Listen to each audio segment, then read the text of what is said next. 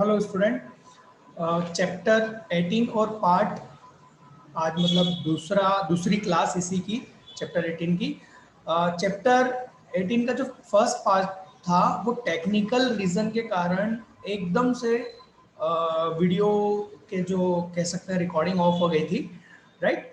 मैं उसी के आगे कंटिन्यू कर रहा हूँ। जितना भी आपको इसका फर्स्ट पार्ट मिलेगा अभी वीडियो यूट्यूब पर आपको जितना भी मिला है, जस्ट उसके आगे से ही हम ये कर रहे हैं, है ना। मतलब आपका कुछ छूटा नहीं है, ठीक है।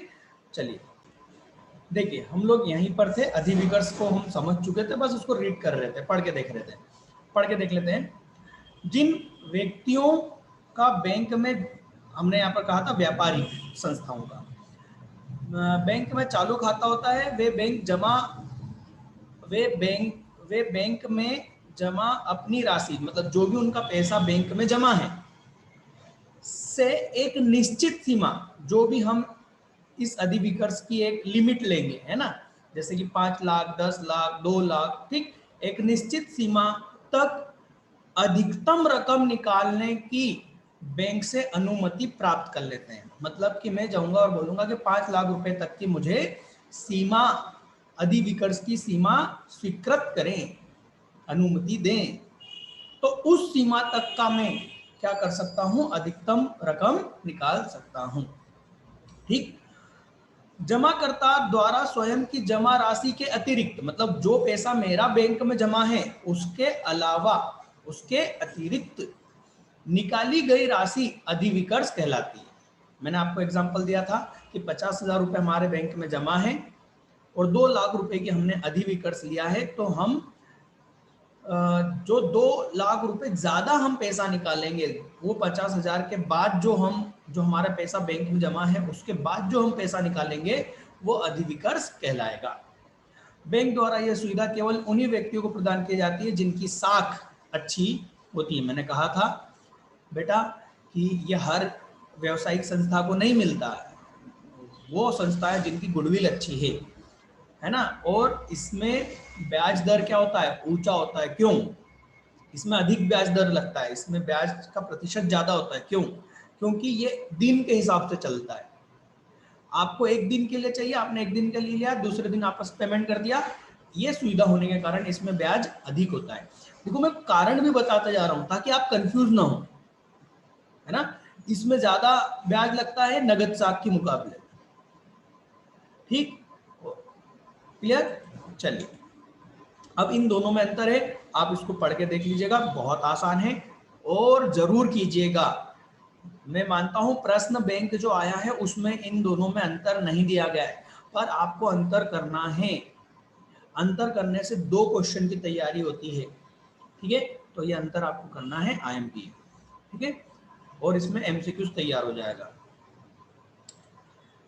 चलिए, तो अब आता है बिलों का विनिमय, बिलों का कटौती। बेटा यदि आपने 11th अकाउंट अच्छे से पढ़ा है तो उसमें था विनिमय साध्य विलेख अकाउंट में, ये बिल्कुल वही है। आप बिल्स रिसेबल और बिल्स पेबल, मतलब कि प्राप्य बिल और देय बिल का आप जो डिस्काउंट करवाते थे बैंक से, याद होगा, ये वही है, ठीक। मैं यहाँ पर ज्यादा समय नहीं दूंगा इसको, ठीक, ये वही है। फिर इसके बाद में तीसरा काम आता है अभिकर्ता अथवा प्रतिनिधित्व संबंधित कार्य।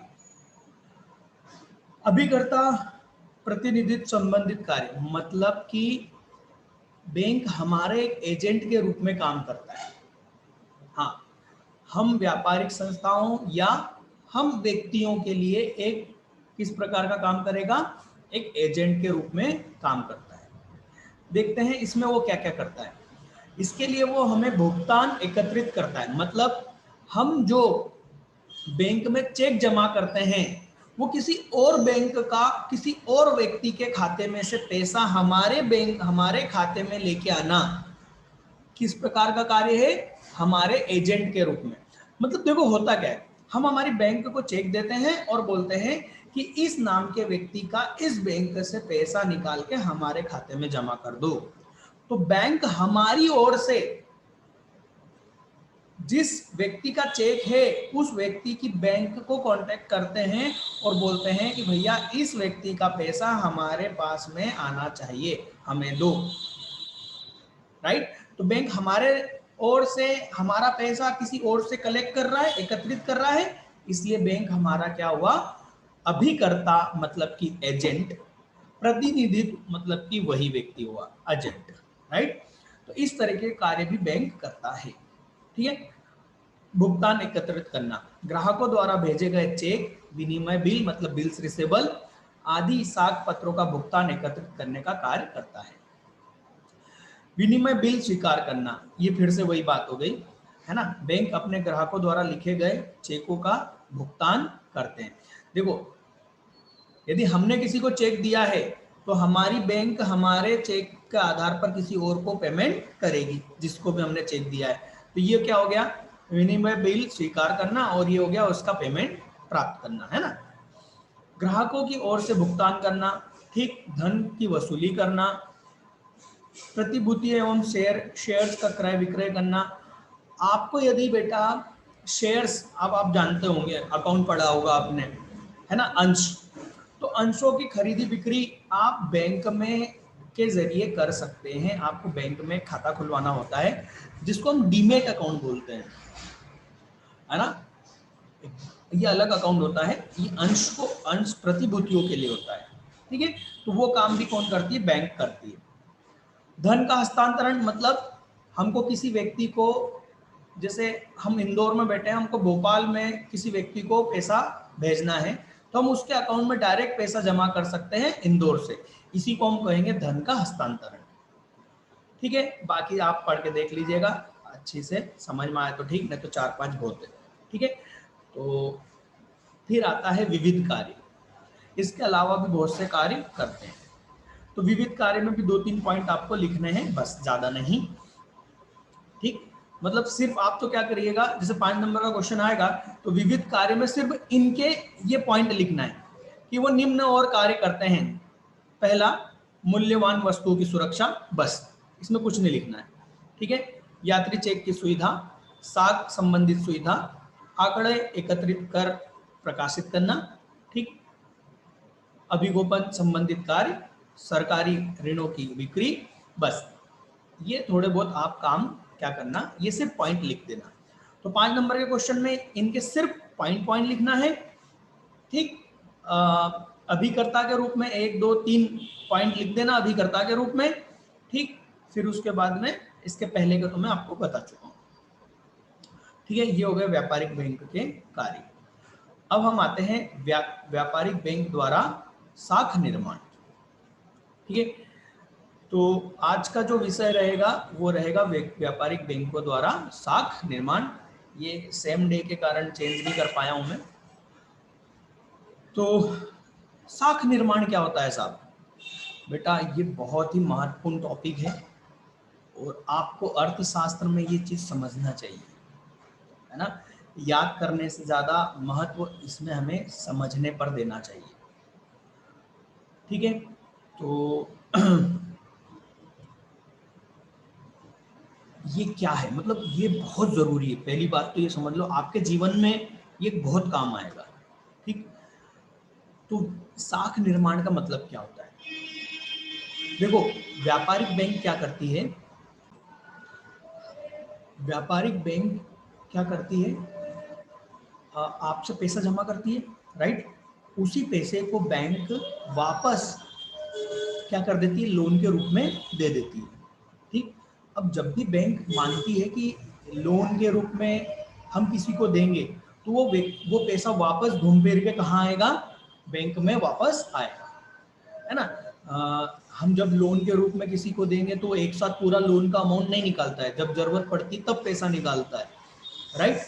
तो ऐसा करने से हम ये मान सकते हैं कि मान लो कि एक नया डिपॉजिट, फ्रेश डिपॉजिट जिसको बोलेंगे, नगद 10,000 रुपये आता है, तो बैंक उसको वापस लोन के रूप में देती है, फिर वो बैंक में वापस आता है, फिर बैंक उसको लोन के रूप में वापस देती है। ऐसा करते करते बैंक 10,000 को वास्तव में 50,000 रुपए के बराबर मार्केट में पैसा घुमा देती थी। बात को समझो, वास्तविक पैसा 10,000 रुपए, पर वो मार्केट में घूम रहा है, और वो मार्केट में जब घूम रहा है, बाजार में जब वो घूम रहा है, अर्थव्यवस्था में जब वो घूम रहा है, तो वही 10,000 50,000 रुपए के बराबर का काम कर जाएगा। मतलब बैंकों ने क्या कर दिया, 40,000 नए रुपए का मार्केट में घुमा दिए, 10,000 को 50,000 रुपए के बराबर घुमा दिया मार्केट में। मतलब नए 40,000 रुपए हम ये कह सकते हैं निर्माण कर दिया। इन्हीं नए 40,000 का निर्माण कर देना ही साख निर्माण कहलाता है। उन 10,000 से कितने कर दिए, 50,000 का काम करवा लिया, 50,000 रुपए का काम करवा लिया, तो नए कितने करे, 40,000। तो इसी 40,000 जो नए पैसे का काम हमने कर दिया, उसी को साख निर्माण कहते हैं। इसको हम जब पढ़ेंगे, उदाहरण सहित पढ़ेंगे, आपको आराम से समझ में आएगा कि क्या हो रहा है ना। चलिए देखते हैं, इसको पढ़ते पढ़ते जाते हैं, हो जाएगा। आईएमपी क्वेश्चन है, समझना भी है और याद भी करना है, ठीक। चलिए देखते हैं। आधुनिक समय में साख निर्माण व्यापारिक बैंक का आवश्यक कार्य बन गया है। समझ रहे हो बात को, पर इसको व्यापारिक बैंक के कार्य में मत लिखना, है ना। व्यापारिक बैंक के कार्य हम पढ़ चुके हैं, ठीक है। वर्तमान समय में व्यापारिक बैंक मुद्रा का केवल लेन देन ही नहीं करता, बल्कि साख निर्माण का भी कार्य करता है,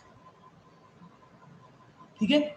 अब इससे संबंधित समझाने के लिए तो बेटा बहुत कुछ है, बट आपके सिलेबस में कटौती कर दी गई है, इस वजह से मैं वो सारी बातें नहीं समझाऊंगा, नहीं तो समझाने के लिए तो बहुत कुछ था इसमें, ठीक है। बैंक केवल मुद्रा जुटाने वाली संस्था ही नहीं, बल्कि ये मुद्रा का सृजन करता है। सृजन अभी मैंने बोला ना, निर्माण करता है। 10,000 को कितने, 50,000 रुपए के जैसे मार्केट में घुमा देगा। ऐसा लगेगा कि मार्केट में कितने 50,000 रुपए की सप्लाई है। अब याद करो, हमने मुद्रा की पूर्ति पढ़ा था, राइट, चैप्टर नंबर 17 में, कि बाजार में मुद्रा की सप्लाई कैसे मानी जाएगी। तो उसी को आप कह लो कि व्यापारिक बैंक क्या करती है, उस मुद्रा की सप्लाई को बढ़ा देती है, और वो मुद्रा की सप्लाई को जब बढ़ा देती है, उसी को हम बोलते हैं साख का निर्माण कर देना। मतलब 10,000 है, पर 10,000 को बाजार में ऐसे घुमा देगी जैसे कि 50,000 रुपए का काम हो गया,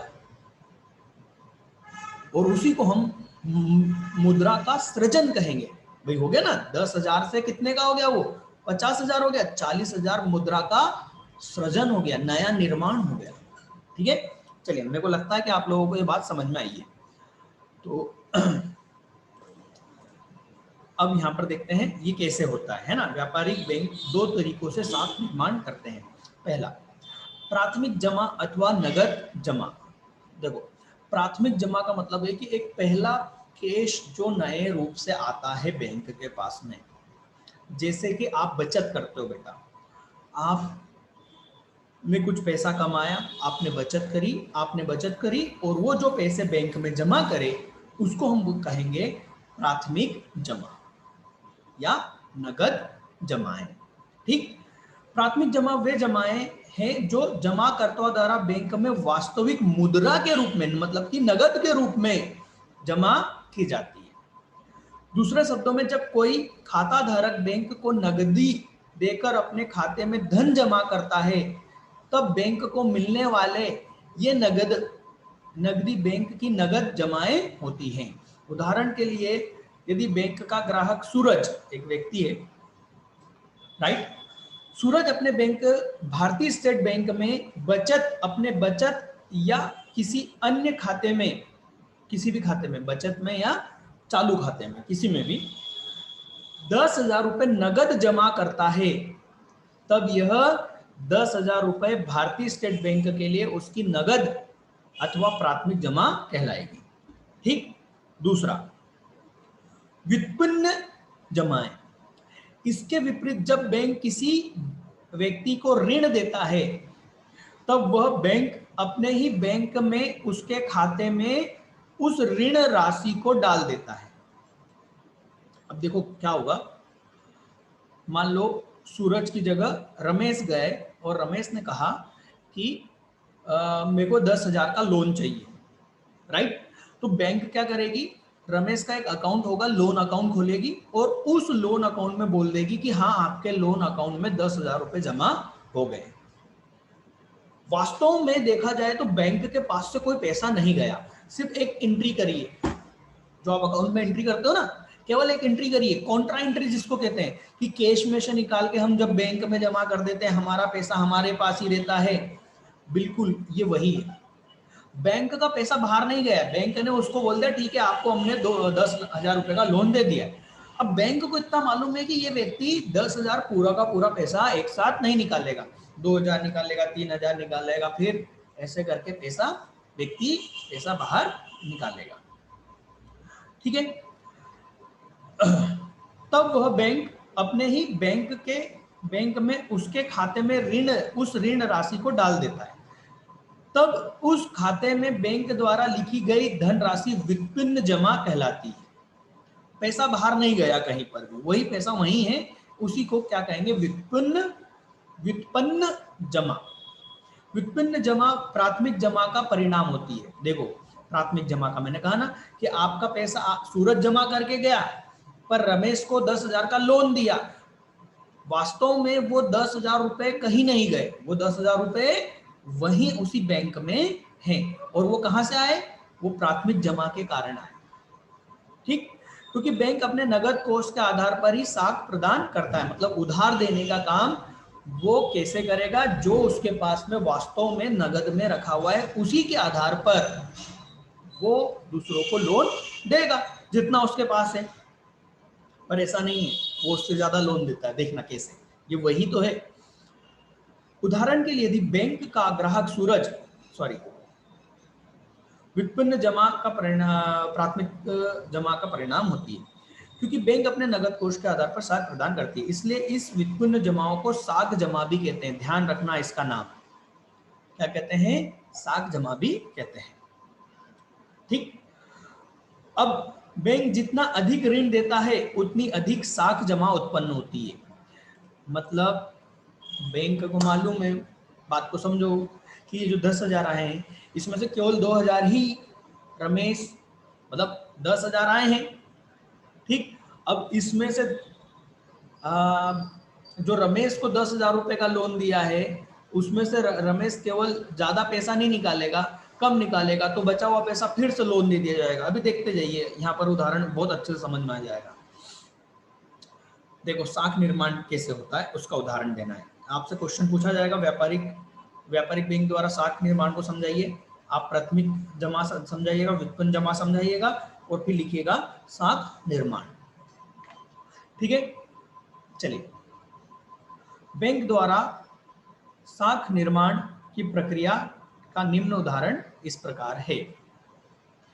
यदि कोई ग्राहक अपने बैंक ए में, कोई बैंक है और उस बैंक का नाम है ए, में 10,000 रुपए जमा करता है, जैसे कि सूरज ने 10,000 रुपए जमा करे, इस प्रकार 10,000 रुपए बैंक ए की प्राथमिक जमा राशि हुई। मतलब बैंक में कितने पैसे आ गए, 10,000 रुपए आ गए।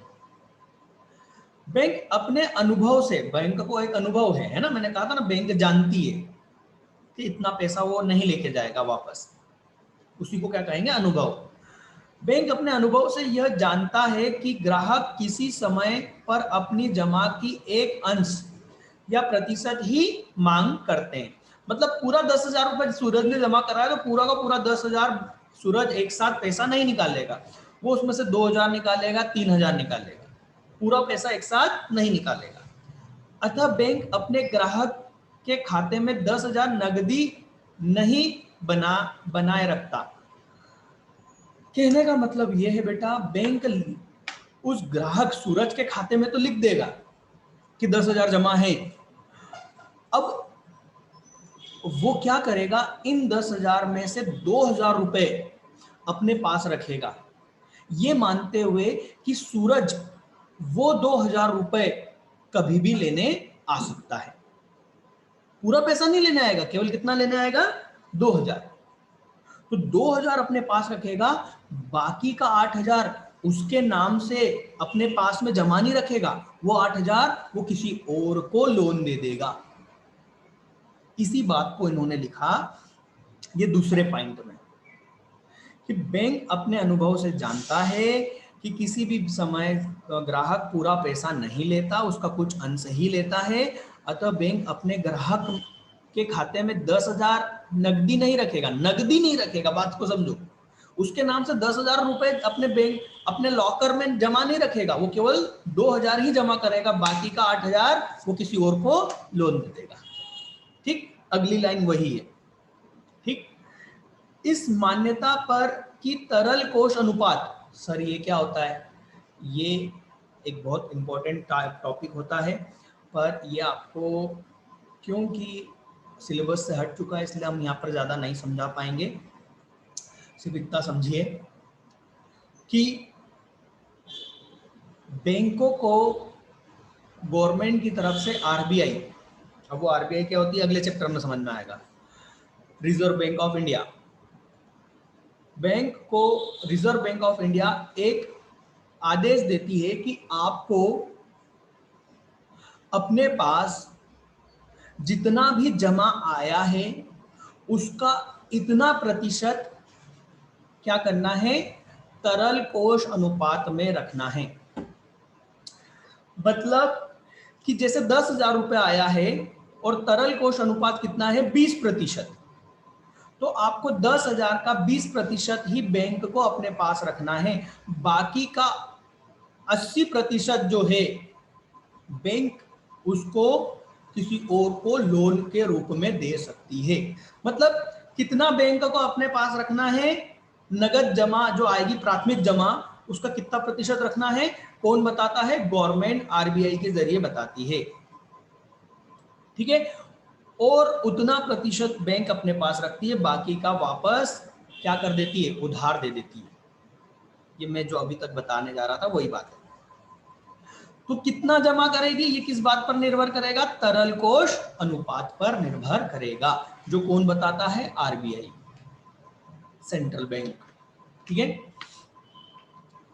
तो तरल कोष कितना है, 20%, तो बैंक ए अपने पास क्या करेगा, वो 10,000 जो जमा आए थे ना सूरज के, उसमें से 2,000 बैंक अपने पास रखेगा, बाकी का नगद कोष में रखेगा, तथा शेष 8,000 रुपए लोन के रूप में, ऋण के रूप में किसी और को दे देगा। ठीक है, अब आगे देखना, आगे बात बहुत अच्छी है, पढ़ के देखना। अब बैंक यह रुपए सूरज को नगद के रूप में देकर, सूरज यहाँ पर सूरज मत लिखना, यहाँ किसी और का नाम लिखना, यहाँ लिख देना रमेश, राम, जो भी तुम्हें नाम अच्छा लगता हो, है ना, मैं लिख दूंगा रमेश। रमेश को नगद के रूप में देकर उसके खाते में जमा कर देता है। ठीक है, इस प्रकार बैंक ए में 8,000 रुपए व्युत्पन्न जमा उत्पन्न हो जाती है। मतलब किसी और को उधार दे दिया, रमेश को उधार दे दिया 8,000 रुपए, और इस प्रकार से 8,000 का क्या हो गया, व्युत्पन्न जमा हो गया। व्युत्पन्न जमा समझ गए थे, वास्तविक रूप में ये कहां से आया, 8,000 रुपए प्राथमिक जमा से आए। अब रमेश यदि किसी भुगतान के लिए चेक द्वारा यह रुपया चीकू को दे देता है, तो चेक द्वारा दिया, बात को समझना है ना, तो चीकू इसे अपने बैंक बी में जमा करता है, अतः बैंक बी 8,000 रुपए प्राथमिक जमा के रूप में से, अब बैंक बी के पास में कितने आ जाएंगे, 8,000 आ जाएंगे। ठीक, अब बैंक बी क्या करेगा, 8,000 का 20%, तरल अनुपात कोष के अनुसार 8,000 का 20% 1,600 रुपए अपने पास नगद के रूप में रखेगा। बाकी के जो शेष बचे, आप 8,000 में से 1,600 गए तो कितने बचे, 6,400, किसी अन्य व्यक्ति रौनक को उधार दे देगा, रौनक के खाते में जमा कर देंगे।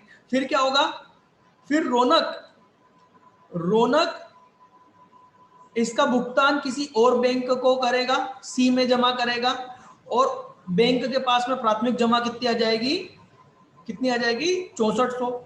वो बैंक इस 6,400 का 20% 1,280 रुपए अपने पास रख के बाकी का 5,120 रुपए किसी और को उधार दे देगा। यह प्रक्रिया विभिन्न बैंकों में उस समय चलती रहेगी जब तक कि संपूर्ण पहली नगद प्राथमिक जमा 10,000 की 5 गुनी वृद्धि नहीं हो जाती। मतलब 5 गुना हो जाएगा। ये 5 गुना कैसे निकला बेटा? इस 20% के कारण निकला। इसका एक सूत्र है, मैं बताऊंगा कि एक प्राथमिक जमा का कितना गुना पैसा हो जाएगा, है ना। ये किस बात पर निर्भर करता है? नगद कोष अनुपात पर निर्भर करता है। ये 20% है, इसलिए ये 5 गुना हो जाएगा। ठीक है, हम आगे देखेंगे। तो इस प्रकार ये प्रक्रिया चलती रहेगी और 10,000 का कितना हो जाएगा? 50,000 हो जाएगा। मार्केट में कैसे चला वो 10,000? ऐसे जैसे कि 50,000 घूम गए। इसी को साख निर्माण कहते हैं। साख निर्माण, साख का सृजन। ठीक, ये यहाँ पर समझाया हुआ है। ठीक है, इसको आप अच्छे से देखना, आपको आराम से समझ में आ जाएगा कि क्या किया गया है। 10,000 आया, उसमें से 2,000 रुपये रोक लिए, 8,000 फिर से व्युत्पन्न जमा हुआ, फिर 8,000 किसी और को मिला, किसी और बैंक में, उसके पास में आए 8,000, उसने 20% फिर जमा रोक लिया और फिर 6400 बचे। इस तरह से देखो आप वास्तव में 10,000 50,000 रुपए के जैसे काम कर गए। वास्तव में 10,000 रुपए ही थे, पर वो काम कैसे कर गए? 50,000। मतलब कितना निर्माण हो गया? 40,000 ज्यादा व्युत्पन्न जमा हो गया। ठीक, तो ये आपको करना है। साख निर्माण की सीमाएं नहीं करना है। क्वेश्चन बैंक में भी ये क्वेश्चन नहीं दिया हुआ है और हमारे इसमें भी आईएमपी नहीं है, इसलिए आप इसको छोड़ दीजिएगा। ठीक है, तो यहाँ पर आपका ये कंप्लीट होता है व्यापारिक बैंक की साख जमा। ठीक, अब यहाँ पर आता है बैंकों का महत्व। तो बैंकों का महत्व और बैंकों के दोष। ठीक, इसमें से सबसे महत्वपूर्ण क्वेश्चन देखो, व्यापारिक जो आपकी क्वेश्चन बैंक है। क्वेश्चन बैंक में अब इसमें कोई, इस चैप्टर में कोई क्वेश्चन नहीं है, पर मेरा ये मानना है कि आपको 2 क्वेश्चन करना चाहिए। ठीक, और वो ये है कि बैंकों का महत्व क्या है ये बताइए। ठीक, और बैंकों का जो, व्यापारिक बैंकों का जो दोष है वो छोड़ दीजिए, है ना, वो मत करिएगा। हाँ, व्यापारिक बैंक के दोष दूर करने के सुझाव, ये मेरा एमपी क्वेश्चन होता है, पर ना जाने क्यों क्वेश्चन बैंक में ये क्वेश्चन नहीं दिया गया। तो मैं ये मानता हूं कि हो सकता है कि जैसे कि बड़े अधिकारियों से बात होने पर मालूम पड़ रहा है कि वो कह रहे हैं कि सर 80-90% तो आ ही जाएगा, पर वो गारंटी नहीं दे रहे हैं ना बेटा। ये सिर्फ बोली हुई बात है, इसको आप बात को पकड़िएगा मत। तो बाकी का जो 10% है वो इस तरह के क्वेश्चन हो सकते हैं, 10 या 20%। तो मैं वो क्वेश्चन भी बताऊंगा जो कि मेरे अनुभव के अनुसार आईएमपी है और आपको वो करते हैं। ठीक, तो एक तो ये क्वेश्चन करना है। ठीक, और ये महत्व वाला मैं इसको रीड नहीं कर रहा हूं बेटा, क्योंकि मुझे नहीं लगता कि इसमें इतना कुछ दम है समझाने लायक, है ना। आप देखिए महत्व में क्या है, व्यापार और उद्योगों के विकास के लिए महत्व। तो आप क्या कीजिएगा, इनके जो पॉइंट है ये ध्यान रखिएगा, और आप अपने इसमें मन से बहुत सारी चीजें लिख सकते हैं। ऐसा कोई जरूरी नहीं है कि आपको याद करके ही लिखना है, पर जरूर पढ़ के जरूर जाइएगा, क्योंकि हो सकता है ये प्रश्न आ जाए। बैंकों का महत्व, ठीक है। और इससे ज्यादा एमपी है व्यापारिक बैंकों को के जो दोष हैं उनके सुधार के कदम या सुझाव। ठीक, तो व्यापारिक, तो यहाँ पर ये महत्व इतना मुझे नहीं लगता है कि आपको समझाने की जरूरत है, आप इसको पढ़ोगे समझ में आ जाएगा। अब आता है प्रश्न, रिजर्व बैंक अथवा व्यापारिक बैंक में अंतर। ये बहुत आईएमपी क्वेश्चन है, परंतु आपको ये यहाँ पर नहीं करना है। अगला चैप्टर हमारा, नेक्स्ट चैप्टर हमारा रिजर्व बैंक ही है। ठीक, केंद्रीय बैंक ही है, इसलिए पहले वो चैप्टर पढ़ेंगे, उसके बाद ही ये अंतर हम समझ पाएंगे। ठीक, तो चैप्टर नंबर 18 में ये मैं समझता हूं कि आज ये कंप्लीट हो गया है। बेटा ठीक है ना, मैं ये महत्व नहीं पढ़ रहा हूँ, है ना, ये आप कर सकते हैं और ये सुधार के भी आप कर सकते हैं, इसमें दम नहीं है। आप एक बार पढ़िए तो, है ना, हो जाएगा।